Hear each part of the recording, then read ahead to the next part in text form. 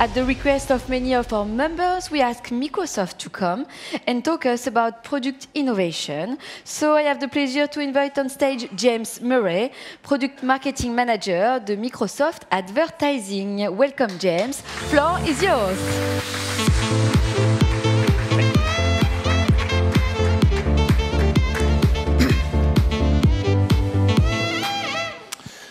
Alors, bonjour, je m'appelle James. Je suis désolé, je ne parlais pas français. I wish that I could present to you for the next 10 minutes in French. Please bear with me as I do this in English, but otherwise we will never get through the content. So I'm here to talk to you about generative AI and the new era that we find ourselves in. The thing that we find that is interesting is when people search right now for AI, if you type into Google or Bing, is AI going to ... The thing that is coming up most often is kind of worrying. People are asking, is AI going to take over the world, replace our jobs, or take over very creative specific professions? It's my job over the next few minutes to show you the possibilities of what AI can achieve, not what a threat it is. And I want to start by talking about how it can be a better search tool. And in order to do that, I need to introduce you to my family. Specifically, this is my mum, and this is my daughter. My mum is in her 70s. She is really good at teaching my daughter how to bake, but she is not good at using technology. She is somebody who hates search engines because the search engine doesn't understand my mum. And the reason for that is because she thinks of it as a person. She doesn't put in keywords, she puts in paragraphs.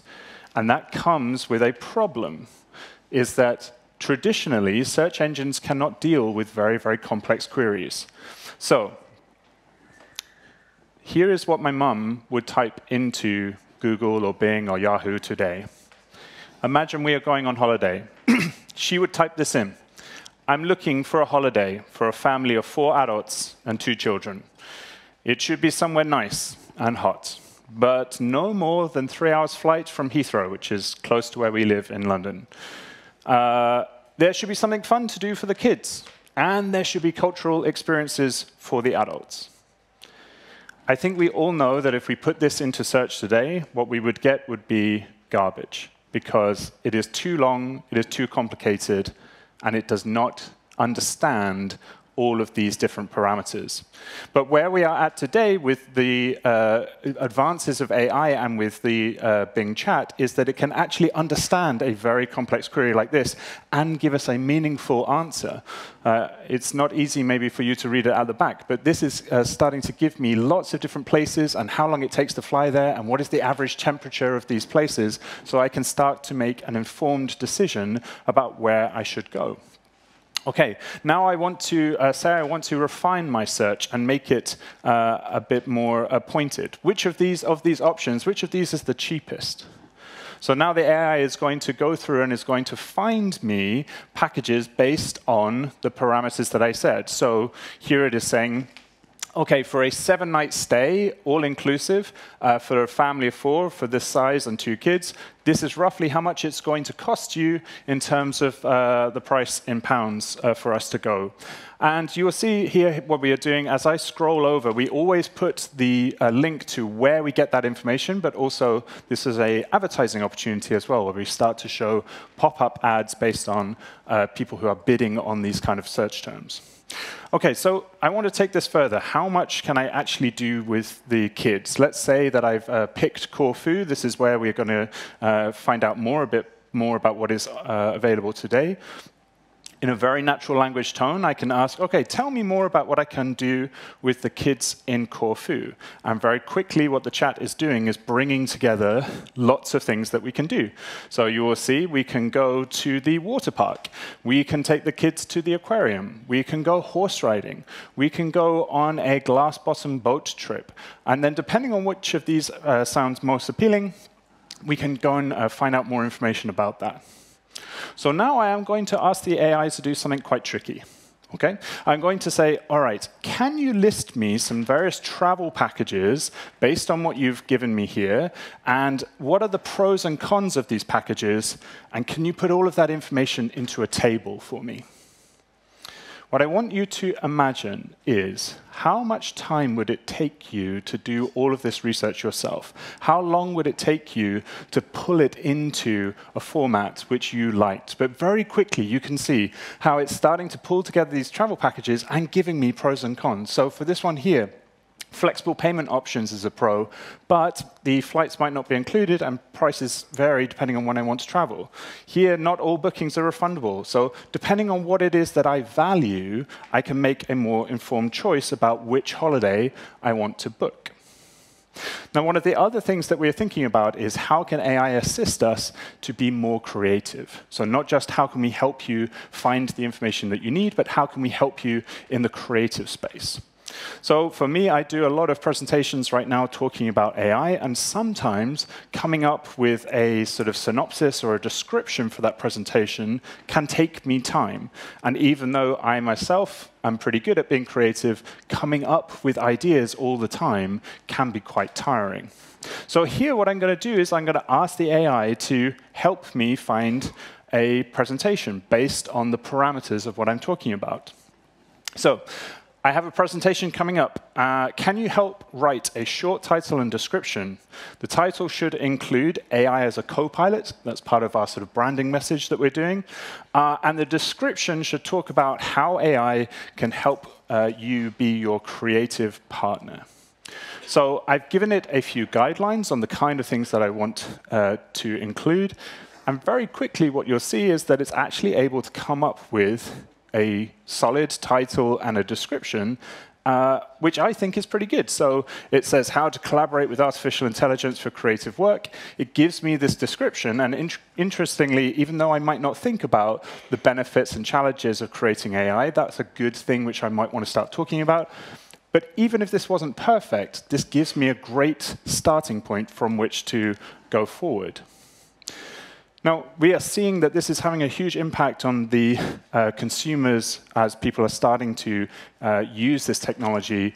We've seen over 1 billion chats in the first 6 months of us starting to get the people are interacting with this new way of thinking about search. And on average, we're seeing that people who are using this are starting to get to the decision that they want to make quicker because they're able to find information more rapidly than what they previously were doing. So the question becomes, OK, for you in the room as marketers, how do we use this AI in advertising? I think the first thing to say is that this is not a new idea. This is not a new concept. If you look at any of the core products that Microsoft has brought out for the search space in the last few years, each of these has AI already embedded into them at some point. We can take something like Target ROAS as an example. This is a case study we did with the energy provider Engie here in France. Using this technology, using AI, they were able to increase conversions and impression share quite considerably by AI taking some of that manual work away and automating it. But actually, we are thinking far beyond that. So how can we take something like responsive search ads, where the AI can take 15 different headlines and descriptions that you give it and mix them all up into 40,000 different permutations so that we have the right message at the right time?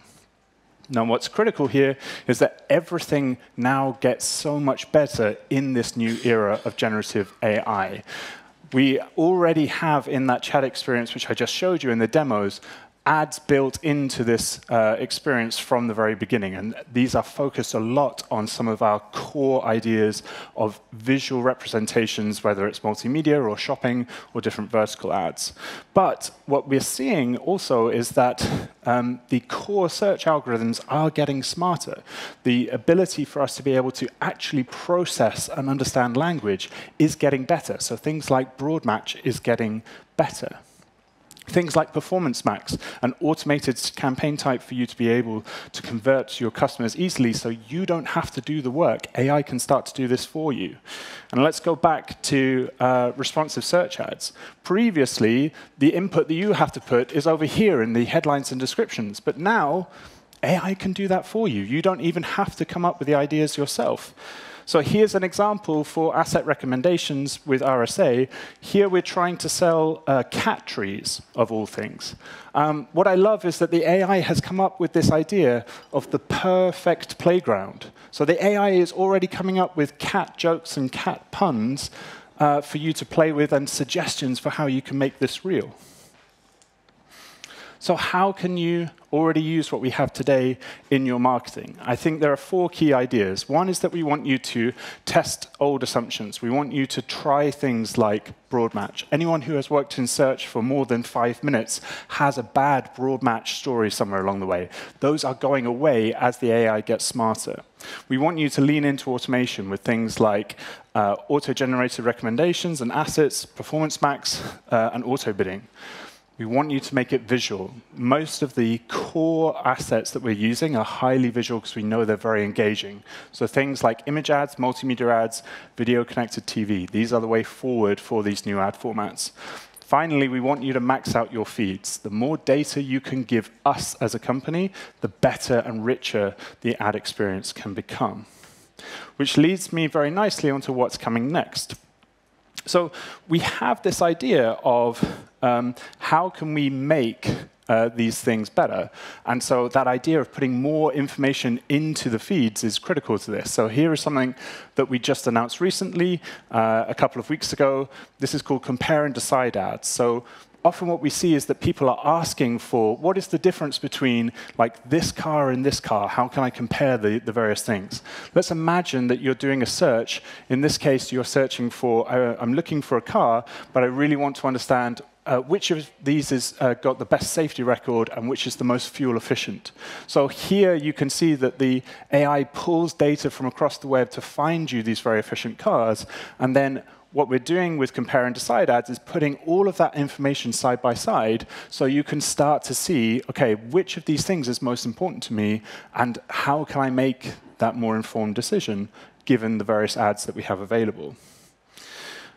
I talked about this idea of co-pilot. Like, we want the AI to be an assistant that helps you get stuff done. So imagine that you're struggling with creating a brand new campaign from scratch. You can now ask the AI to start doing some of that stuff for you. So imagine that you are struggling with putting imagery together, for example. Let's say that you're selling you're a cake business, you can ask the AI to come up with a picture of a particular ombre cake, and you've asked for flowers and foliage with autumn colors. Like, this is a brand new image generated by AI that you can immediately stick into your campaign and start using it on the fly.